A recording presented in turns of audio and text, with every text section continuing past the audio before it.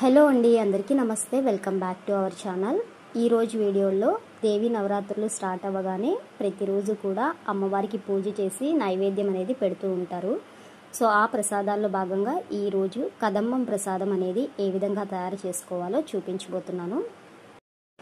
ఈ ప్రసాదం కోసం నేను ఈ కప్పుతో బియ్యాన్ని అయితే తీసుకుంటున్నాను.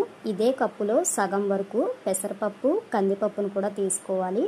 నీట్గా వాష్ చేసుకుని ఒక 2-3 విజిల్స్ వచ్చే వరకు ఉడికించుకుని పక్కన పెట్టుకోవాలి. ఈ ప్రసాదంలోకి నేను తీసుకుంటున్న కూరగాయ ముక్కల్ని మీకు చూపిస్తున్నాను. టమాటోలు, బంగాళదుంపలు, మునక్కాడ, అలాగే తీపి గుమ్మడికాయ అనేది ఖచ్చితంగా ఉండాలి. అలాగే ఈ ప్రసాదం చేసేటప్పుడు మనం దీంట్లోకి ఉల్లిపాయ, వెల్లుల్లిపాయ అనేది వేయకుండా చేసుకోవాలి. మీకు అందుబాటులో ఉన్న ఏ కూరగాయ ముక్కలైనా వేసుకోవచ్చు. టమాటాలు, మునక్కాడ, సొరకాయ, దోసకాయ మీ ఇష్టం అండి. ఏ కూరగాయలైనా కూడా వేసుకోవచ్చు. తీపి గుమ్మడికాయ అనేది ఖచ్చితంగా ఉండాలి. ఉల్లిపాయ, వెల్లుల్లిపాయ అనేది వాడకుండా చూసుకోవాలి.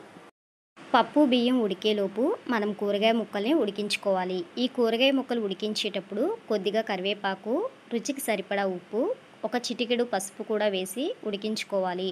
కూరగాయ ముక్కలు కొద్దిగా ఉడికిన తర్వాత చింతపండు రసము, అలాగే 1 స్పూన్ అనేది కారం వేసుకుని కలిపేసుకుని పక్కన పెట్టుకుంటే ఈలోపు మనకి పప్పు బియ్యం అనేది మెత్తగా ఉడికిపోయి ఉంటుంది. ఆ అన్నాన్ని ఈ యొక్క కూరగాయ ముక్కల్లోకి కలిపేసుకుని కన్సిస్టెన్సీ అనేది అడ్జస్ట్ చేసుకోవాలి. ఇక్కడ మీకు రైస్ వేసిన తర్వాత ఇదంతా కొంచెం గట్టిగా అనిపిస్తే పక్కన వేడి నీళ్ళు అనేవి వేడి చేసుకుని కలుపుకుంటూ కన్సిస్టెన్సీ అనేది అడ్జస్ట్ చేసుకోవచ్చు. చల్లారిన తర్వాత కదంబం అనేది గట్టి పడుతుందేమో అన్న ఫీలింగ్ లేకుండా ఉంటుంది. ఇలా కలిపేటప్పుడే మనం 1 స్పూన్ సాంబార్ పొడి అనేది యాడ్ చేసుకోవాలి.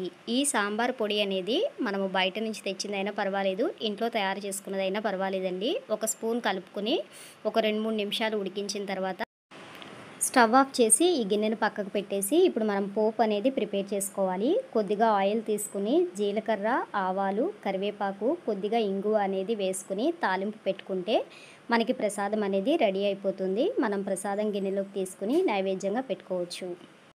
ఈ కదంబం రెసిపీ అనేది ఫెస్టివల్స్ టైంలో నైవేద్యంగా పెట్టుకోవడానికి మాత్రమే కాకుండా మార్నింగ్ బ్రేక్ఫాస్ట్ కానీ కిడ్స్కి లంచ్ బాక్స్గా కూడా మనం దీన్ని ప్రిపేర్ చేసుకోవచ్చండి. సో నా వీడియో నచ్చినట్లయితే లైక్ చేయండి. ఫస్ట్ టైం విజిట్ చేస్తున్న వాళ్ళైతే నా ఛానల్ని సబ్స్క్రైబ్ చేసుకోండి. Thank you for watching.